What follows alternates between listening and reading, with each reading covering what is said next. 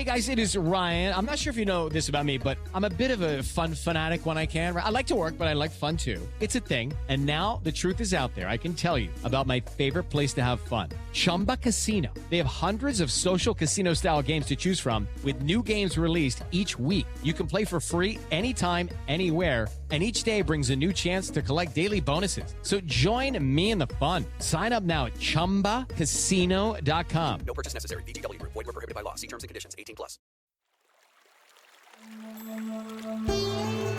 Hi everyone, I'm Deb Flashenberg. Welcome to Yoga, Birth, Babies, a podcast produced by Prenatal Yoga Center. We will be diving into everything prenatal yoga, birth, and baby related, hoping to inspire, educate, and empower you through your journey into motherhood. Thank you for listening. Hi, I'm Deb Flashenberg. I am your host for Yoga Birth Babies, and today we're talking about parenting as an exhausted parent, how to not lose your cool with your kids, and how to not try to control your kids. To have this conversation, I was speaking with Rachel Bailey. She is a parenting specialist who has been serving families for over a decade. Besides being a mother of two, she also has a master's degree in clinical psychology, a certification in positive discipline, and has provided services as an ADHD coach, in-home mentor, and therapist. It was really a fantastic conversation. I thoroughly enjoyed it. In fact, I know I'm going to go back and listen to it and take some notes because she had some amazing nuggets of information. Because honestly, I don't know any parent that when you talk to them, they're not saying they're exhausted. And sometimes we just get triggered and we don't know how to self-regulate ourselves and let our kids self-regulate. And all of these things are things that Rachel and I talked about. So I hope you enjoy that. Before we get to that conversation, just a few things to touch base on. I want to thank everyone that has left a rating and review recently. It has been a huge help in getting people to find the podcast. Also, our online classes. I'm so proud of how well the community has grown and how we've reached far beyond New York. It's amazing that when I go to look at the different registration forms, we have people from Washington State. We had someone from San Diego. I mean, this is on the West Coast still popping into classes. We have someone from London. I mean, it's just amazing that we've really grown our community, and I'm so proud to be part of that. So if you haven't popped into a class, check out our website, prenatalYogaCenter.com. You can also join our newsletter, find out about all the great things that we have to offer and the support we can support each other with through the community. A reminder for our teacher trainees that the fall training, the early fall training is full. We have a wait list. I think it counted yesterday was about 8 people. We added another online teacher training for November and December. So if you are a yoga teacher, you want to dive into the world of pre and postnatal yoga, we got you covered. And please check that out again on our website, prenatalYogaCenter.com. And if you're not ready to do a whole teacher training, check out my shorter online self-guided courses, Who's Afraid the Pregnant Yogi, Teaching the Postnatal Students. I've got 2 of those. All right. I think I've gone on long enough. I'm so excited about all the things that we have to offer. So thanks for listening. Okay. We'll take a super quick break and we come back. Please enjoy my conversation with Rachel. This podcast is sponsored by Skylight Frame. Mother's Day is almost here. What are you getting her? Something that shows you care. Something that makes her feel loved. Something that won't stress you out. Something like the Skylight Frame. The Skylight Frame is the perfect gift. It's a touchscreen photo frame your whole family can upload photos to, from wherever they are in the world. It's a way to share with her all the moments that matter. It sets up in seconds. You can even make sure that it's already loaded with photos when your mom opens her Mother's Day gift. And her Skylight Frame can hold thousands of the treasured photos you share. It's an easy, heartfelt way for mom to stay connected with those who matter most. It really is the perfect gift. Now, as a special Mother's Day offer for our listeners, get 15% off your purchase of a Skylight Frame when you go to skylightframe.com/easy. That's SKYLIGHTFRAME.com/easy. Get 15% off your Mother's Day purchase now at skylightframe.com/easy. Hi, Rachel. How are you? I'm really excited to speak with you. I am glad to be here, and I'm great. How are you? I'm doing well. All right. So the topic that you reached out to speak about really resonated with me because I don't know any parent that has not been exhausted. I love the idea of parenting as an exhausted parent. I feel like every time I encounter someone, all we talk about is how tired we are. So it's a great topic. I think it's really going to resonate with the community. But before we dive into that and really investigate that, can you tell me a little bit about you and how you got started in the parenting world? Sure. So I actually ended up in the parenting world sort of unintentionally. When I decided to go back to graduate school, my goal was to become a neuropsychologist, and I was well on my way to doing that. But I ended up getting pregnant along the way. And at the time I was working and I was in school, and I realized I couldn't also raise children. So I ended up stopping my neuropsychology program or my studies to get there. And what I did instead at that point was I was working mostly with kids and with teens. I was an ADHD coach. I was a therapist. And I was working with kids and teens and getting really good results. But parents kept coming up to me and they would say, Rachel, I need to know what to do to handle situations when you're not there. So how do I get my kids to get their shoes on or do their homework or go to sleep and stay in their beds? You know, the really practical things that we face on a day-to-day basis. And I realized that at least when I started, there weren't many people offering these practical tips. So I started about 9 years ago working with parents. And ever since, it's really my mission to help parents learn the really practical strategies for how to feel more in control as a parent, how we can get through this thing with a little less strife.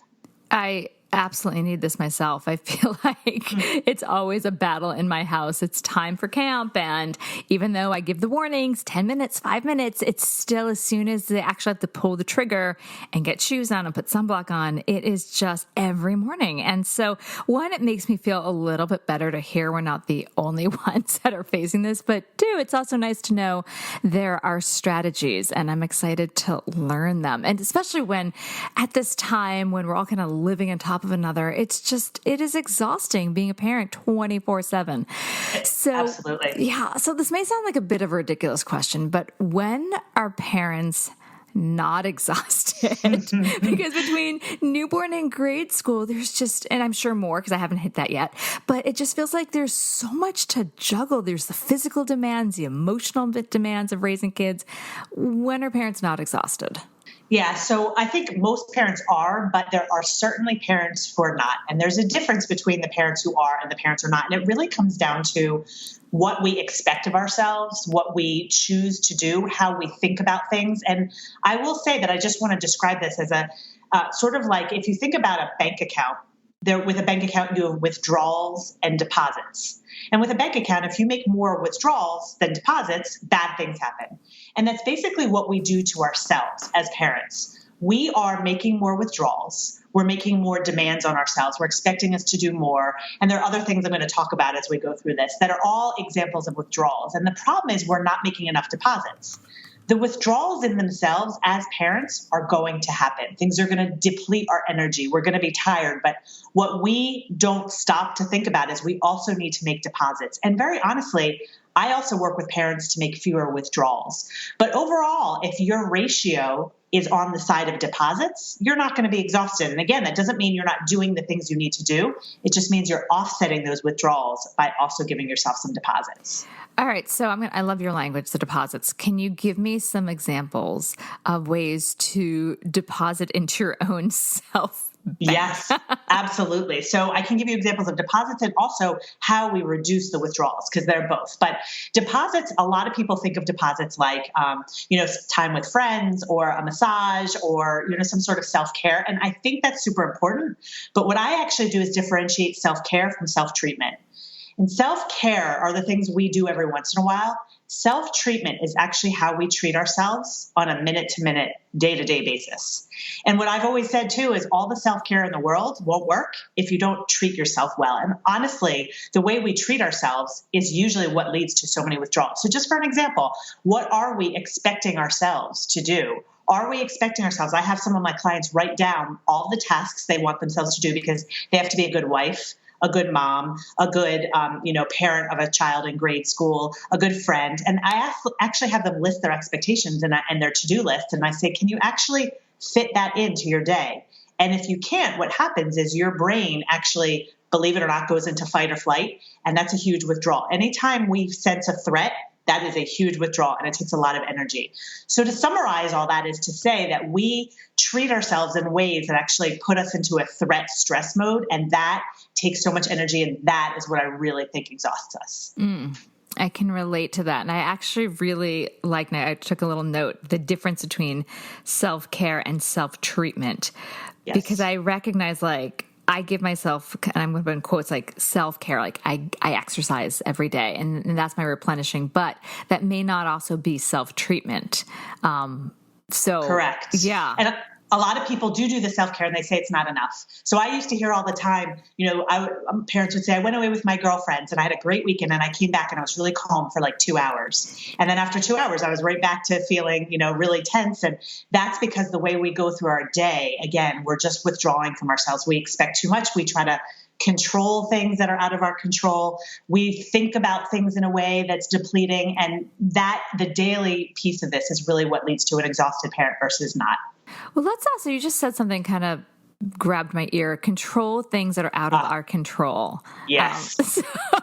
Big one. I know. I'm like, I'm almost ignoring the questions that I wrote and I'm sketching down some other ones because that is something that I think a lot of parents, we struggle with. I want my kids to have autonomy and to take agency over, their choices. But at the same time, maybe I'm too much of a control freak, but so let's go there. Let's go there because this is something I can relate to. I'm a total control freak. And what happens, I'm going to get into a little brain science because remember, I love neuropsychology. What happens is we try to control things that are out of our control. For example, our kids' behavior. We want our kids to pick up after themselves. We want them to do their homework and not complain. So people will come to me and say, these are the red flags for me. How do I make my kids or get my kids to? Those are the red flags. You're trying to control something that's out of your control. And here's what happens in the brain when we do that, is that our brain, when we try to control something that we can't, again, it goes into fight or flight. We actually are in a stress response. And when we are in a stress response, in our fight or flight response, our brain shuts down the part of the brain that allows us to think about things rationally, to find solutions, to act consistently with our values. So we get caught in this cycle of trying to control something we can't. We get frustrated. We go into the fight or flight response, and then we try to control it more. And if we're trying to control our kids, then they also have a need for control. So they try to get control back. Yes. Maybe they're negotiating. Oh my God, so much. Yes, exactly. And we get into this cycle that I call the cycle of yuck. And yuck is a term I just basically use to describe when there's discomfort of some type. So we get into this cycle. We try to control our kids. They don't like being controlled. They try to control back. It puts us deeper into yuck or fight or flight. And we get into this cycle. Yes. All right. So 2 questions are stemming from that. One is, at what age are we dealing with this? Because a lot of my listeners have littles and then, but some also have, some older elementary. So let's look at that situation. But we do need to get the kids to do the homework. Sure do. We sure do. But we can't make them. So what we can do, I teach a lot about how do you influence a child without making them. And what's interesting is we have way more influence over a child if we control our own response. We lose influence when we do become anxious, when we do become judgmental, when we do become angry. Angry? I was going to say. Yes, exactly. Anger. Yes. And I help a lot of people with anger. And just for the record, I'm an angry person. I have a short temper. So I'm not coming from a place of judgment in any way. I teach the tools that I use every single day. So when we, though, focus on, instead of how do we make them, when we focus on when I teach about discipline, I teach about we can teach our kids tools to do what they're supposed to do. When we teach them the tools and we actually focus on our own energy, they are so much more likely to do what we ask than when we try to make them. When kids have the tools to do what they're supposed to do, if we go back to your example of getting your kids out of the house, they're actually missing some tools there. But if we give them the tools and we actually stay in a state where we're not trying to control them and we control our own regulation, they do what they're supposed to do. They really do. It's like magic. Let's use that. Let's break that down because whether it's a elementary school kid or a toddler or in a preschool, I remember we lived when my son was in preschool, we lived a block away from his preschool and it was still a struggle. Yes. Yeah. So I think this getting out of the house is kind of a universal thing. So let's break that down. I love it. I definitely want to get into that. And it's not as much right now, I know, because everyone's home and they're like, I wish I were getting out of the house and putting my kids somewhere, but it will come back. That time will come back, right? But yeah, one of the things, there are two big reasons that I want to talk about why kids struggle to get out of the house. Well, there are three, actually. One is that their sense of time is different from ours. We are time-oriented. They are task-oriented. So when we ask them to leave and maybe they're in the middle of playing or doing something, they actually freak out because they're in the middle, they're engaged in a task and they don't want to stop. They don't care what time it is. They don't care it's 9:05 and we need to get to preschool by 9:13. They don't care. They're task oriented. So we ask them to end their task and they flip out when we ask them to end their task. We actually need to teach them how to end tasks. Otherwise we're going to get a lot of resistance. The other piece is if they sense our anxiety, that actually kicks in their stress response and they shut down. So a lot of parents will say, when I try to get my kids to speed up, they actually slow down. And that's real. They actually do because they're stressed because of your stress. And a stress response is to slow down. So between the fact that they have trouble transitioning and they're stressed, you're not going to get them out of the house on time. Correct. Correct. Yes. So I guess that leads to how do parents, especially exhausted parents, rise to the occasion of staying calm, of not getting triggered. That's my big thing. I get triggered. Yes. How do we stay calm, not triggered, create a peaceful transition when we still need to get them out of the house? You do. And that's the thing. That's one of the reasons I love working with parents, because I'm like, yeah, you do still have to get them out of the house. I'm totally on board with that. But if you actually work with their brains instead of against their brains, and this is what I talk about, this is how we have to parent if we're exhausted. We spend so much energy working against their brains. We say, okay, stop what you're doing. Let's get out of the house. That is completely working against their brains. But what we can do is proactively use some strategies. So knowing that they struggle to transition, what we need to realize is they need closure of a task before they transition. So let's say your child is playing with something and you say, okay, we're going to stop in 10 minutes and then we're going to stop in 5 minutes. That doesn't actually help them create that closure, because at the end of the 5 minutes, they're still doing what they were going to do. Mm-hmm. So what we do is, there are a couple of ways to deal with transitions, but one major one is you could say, okay, you're going to stop playing with your blocks after you've built this tower.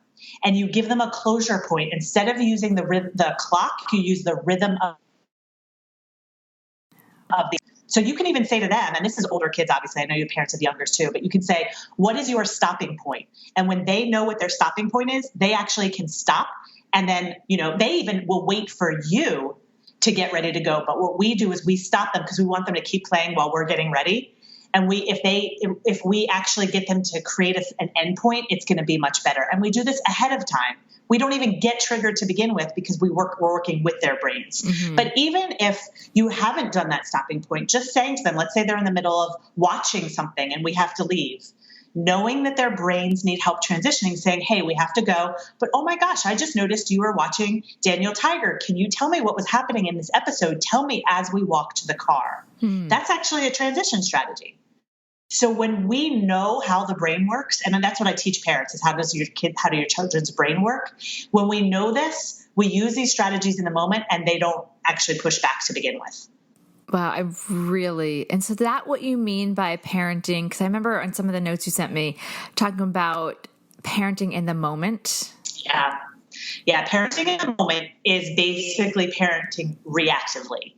Once your child has done something wrong, we're reacting. That's parenting in the moment. And it is exhausting and a complete waste of energy because you're dealing with your fight or flight response, your stress response. Uh-huh. You're dealing with their stress response. And it actually takes a while for human beings to get out of their stress response, for their fight or flight response to shut down and for them to calm down again. So it's exhausting and it's a waste of time. So what I teach parents is learn what's going on proactively, know these tools, and you have to do so much less parenting in the moment. All right. So I think I'm still a little fuzzy on the parenting in the moment. So it's me reacting as the parent to something my child did, which happens daily.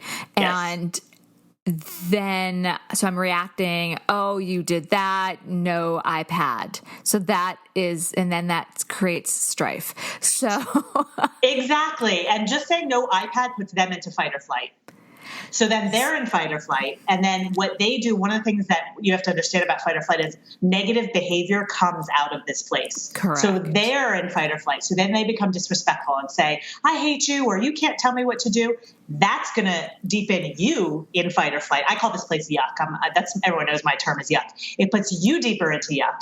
Your yuck response, because you're like, you can't talk to me like that, puts them deeper into yuck. And this is the in the moment parenting that parents are coming to me with that is exhausting and ineffective. Okay, so I want to address that in two ways. One, strategies out of the yuck. I'm literally writing in notes. My notes are literally, it's like, I'm going to go back to this later and be like, strategies out of the yuck. And then also, that's for kids that have that capacity to communicate. But what about for the little ones that they're just getting agitated by the parents, be like, no, you can't do that, or what?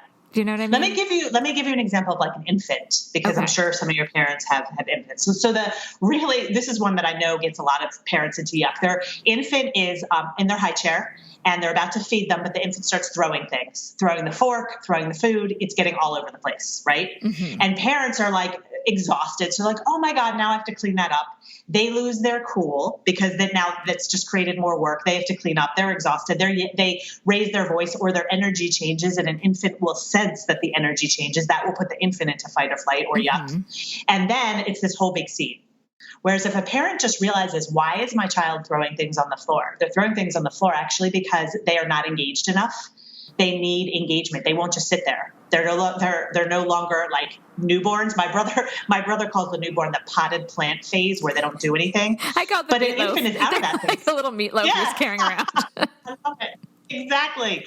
They're out of that phase. A 6-month-old, a 7-month-old is out of that phase. They are throwing things. That's totally normal. When you understand this and you say, okay, while I'm getting their meal ready, I actually need to give them something to do, whether it's music or something to hold. Although something to hold, they're probably going to throw. That's totally normal.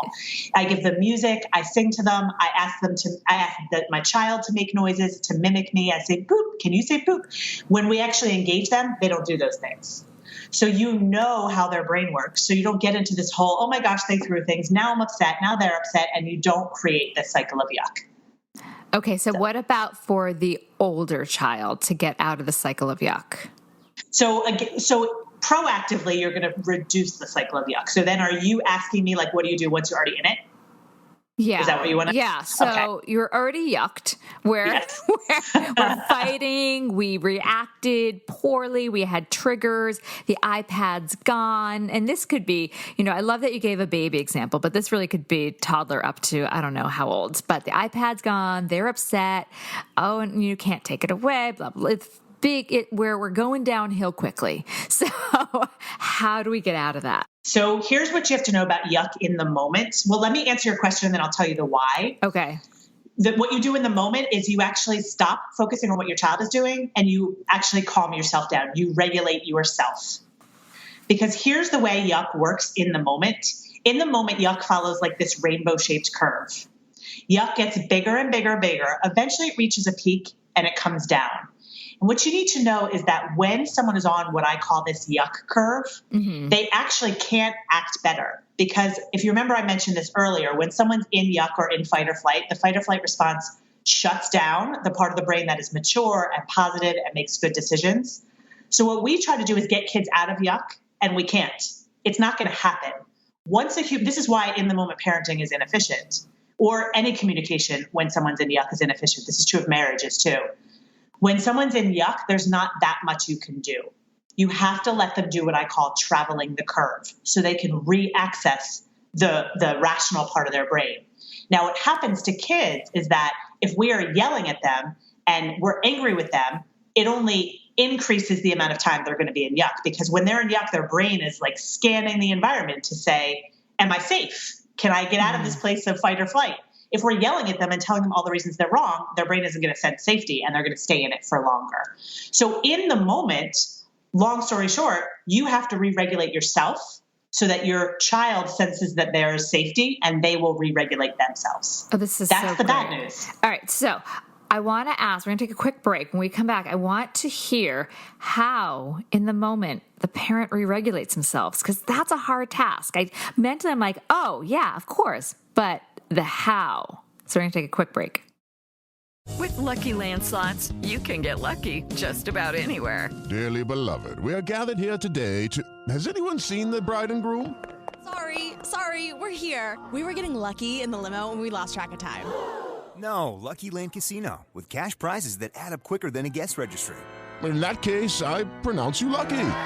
Play for free at LuckyLandSlots.com. Daily bonuses are waiting. No purchase necessary. Void where prohibited by law. 18+. Terms and conditions apply. See website for details. Hello, it is Ryan, and I was on a flight the other day playing one of my favorite social spin slot games on ChumbaCasino.com. I looked over at the person sitting next to me, and you know what they were doing?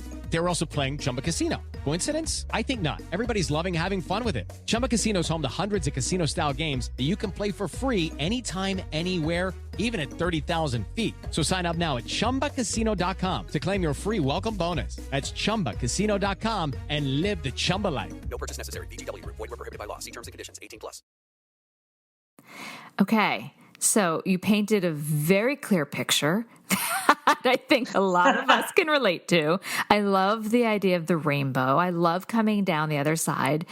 I hear you that nothing in the moment's good, kind of like they're having like a little mosh pit in their brain. They're the child, like no real rhythms going on. And the parent has to regulate themselves for the child to come down the other side of the rainbow. How do we do that? Okay, I'm going to tell you, but I'm also going to say it's simple but not easy. So Okay. I actually teach parents about self-treatment because it's going to prevent you from getting so triggered. Okay. And other ways to prevent you from getting triggered. But I'm going to tell you what this looks like.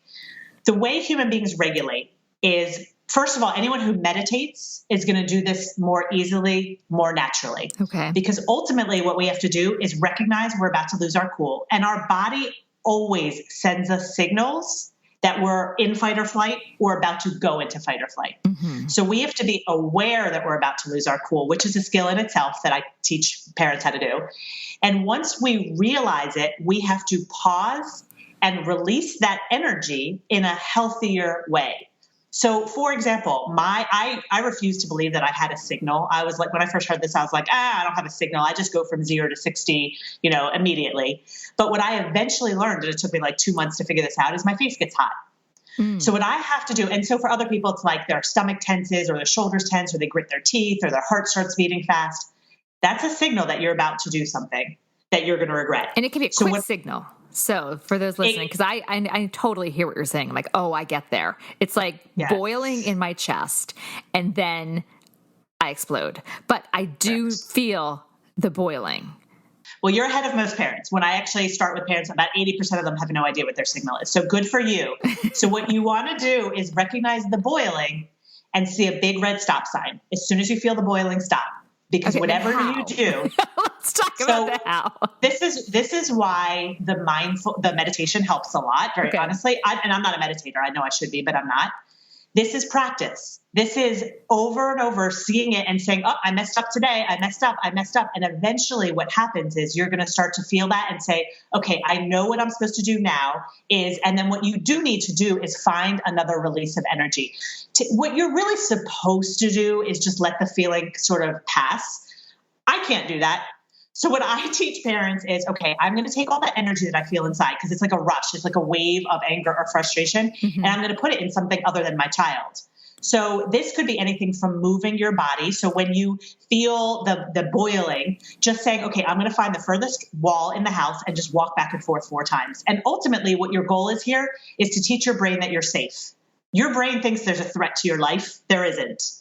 And so when you take deep breaths or you move, or what I tend to do is I use a mental exercise because I want to refocus back on me and not on my kids because my kids are making me angry. I actually go through the alphabet, skipping a letter. So I go A, C, D, A, C, E, F, G. That's what I do because I'm a very cognitive person. But people need to find what works for them. But ultimately, you're doing some action to release this energy and show your brain that you're safe. And here's the irony is that if we can't regulate ourselves when things aren't going our way, how can we expect our kids to regulate themselves when things aren't going their way? Right. So we have to learn how to do this. But I'm not that good at this. I do this about 70% of the time. The other 30, I stink at it. So that's the truth. I appreciate your honesty. Oh, absolutely. And I could get my kids on here. They would tell you that. So what I do is I say, okay, Rachel, if you keep losing your cool, you've got to back up and figure out why are you losing your cool? What's going on? How are you treating yourself? Why are you getting so triggered in the first place? Because I don't want to have to rely on going through the alphabet, doing every other letter. It's not ultimately going to be effective. I use that when I have to, but again, not using it well all the time. I also realize I'm going to make mistakes as parents, and I'm actually not going to mess up my kids if I make mistakes. So that's kind of how we have to think about all this. This is really helpful. So I still have some more questions, but I'm wondering, I like that you said you're not going to mess up your kids, because I feel like, oh my gosh, there is plenty there. How do we approach them when we do lose our cool? And again, from, a baby may not understand as much. So let's kind of look at that whole spectrum. We messed up. We lost our cool. We yelled at them. They cried. Everyone cried. From baby to toddler to, young elementary. I have an awesome strategy, although this one does work better with older kids, but I will tell you how to tailor it to younger kids.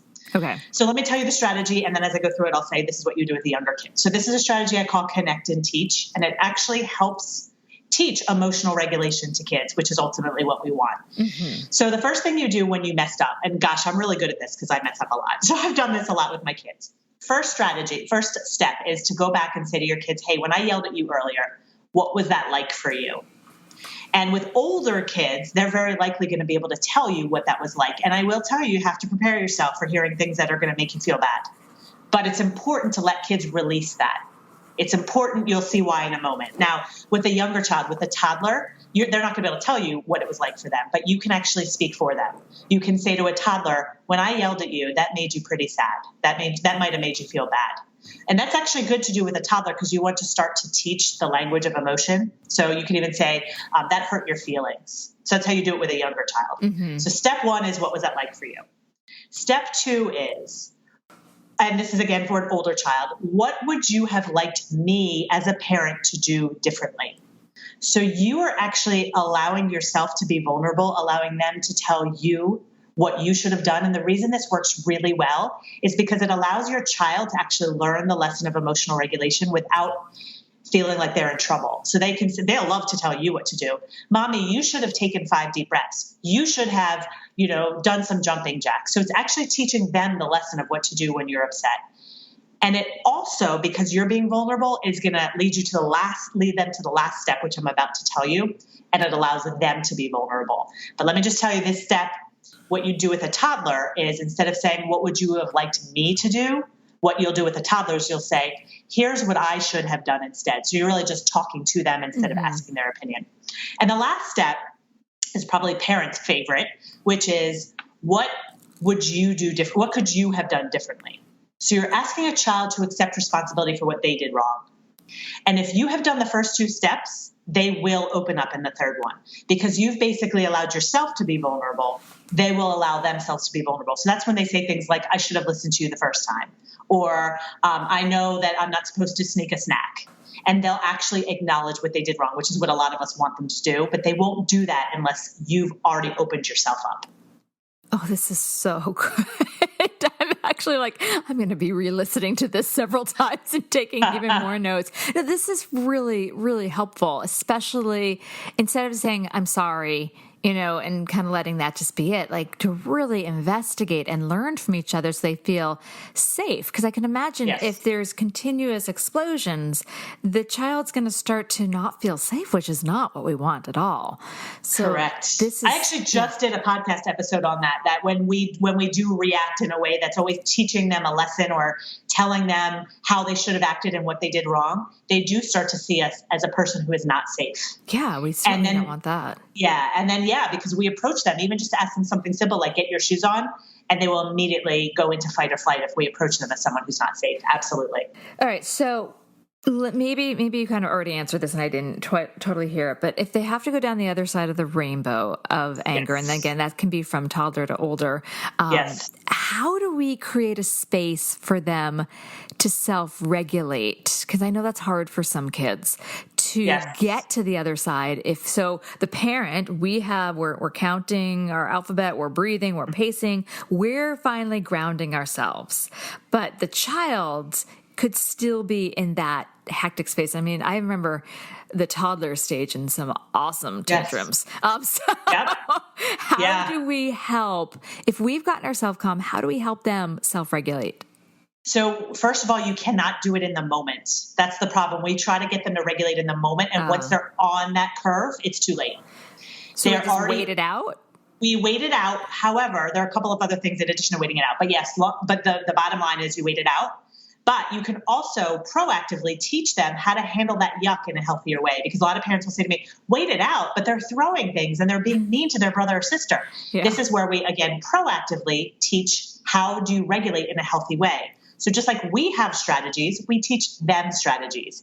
And the key to teaching kids strategies is doing this and practicing it during times of non-yuck. If you don't practice it, what happens when any human is in the stress response is they default to the behavior that A, feels the best, and B, they've done over and over in the past. So we teach them these new skills. Maybe we teach them deep breathing, or we teach them to move their body, or we teach them their skills. In the moment, they're going to default to all the mean things they did before because it feels good and because they've done it so many times. If we don't actually make this new behavior automatic, they will default to the old one. So we have to teach them and practice this proactively. But it's actually not as hard as you think. A lot of families go through this actually by having the child. I suggest having the child coach the parent, especially if your child is like 3 and above, saying, hey, I'm going to work on not yelling so much. Can you remind me what I should do? And have the child coach the parent. And kids like to do that. And there are lots of ways actually you can do this, but kids like to do that, and they will practice this. Okay. And then what about for the younger ones? How do we help them when they're having their tantrums? So here's what I would say about the younger ones is that we have to, and I always say, if I'm speaking this in public when I'm around people, I say, put away your rotten tomatoes and your rotten eggs, because you're not going to like what I have to say. But this is one of the most powerful things I can tell a parent is that kids have emotions, and we actually don't need to get triggered by it, especially younger kids' emotions, especially the infants, the toddlers. They have feelings and they release their feelings. They don't have a great ability to regulate their emotions. So their freakouts are actually normal. And here's what happens when we start to see their release, especially the really young ones. Older, we can help them do things. But with the really young ones, it's actually normal behavior. What happens, though, is we see that behavior as a threat. And so we go into fight or flight, and then that's when we get our yuck responses, and it makes it worse. When we actually see that this is natural, this is normal, we don't get sucked in, and their tantrums end much more quickly. Because when they're in their tantrum, remember, they're scanning the environment to say, is it safe? Is there an adult here who can handle my feelings? That's how they learn to handle their feelings. We need to not get sucked into that. Because again, I will say this, we want to teach our kids that when things don't go their way, they need to stay calm. We need to stay calm when things don't go our way. So it really is such a mindset shift when it comes to emotions. And if you're an exhausted parent, getting sucked in every single time your child has a tantrum, which is normal behavior, getting sucked in every time is going to make you more exhausted. Whereas if you can say, this is normal, I'm going to let them travel the curve, and then it's going to be over, you will not waste energy. That I'm going to absolutely try that. And I think a lot of other parents might hear that and think the same thing. Let them travel the curve, remind ourselves this. Remember, ever since my son was 3 weeks, I've been using the mantra, this too shall pass, when there is some sort of just really challenging moment, because it eventually does. So kind of let them go. But more importantly for the parent is don't waste our energy fighting back. We regulate ourselves. That can, and I'm just trying to summarize this in my head, that can even set an example. And then we don't keep escalating further and further. Is that sounding 100%, right? And not only are you setting an example, but you're actually sharing your emotional regulation with them. We're learning coping skills. You are, but it's even more than that, believe it or not. In the moment, we have things called mirror neurons. They sense your energy.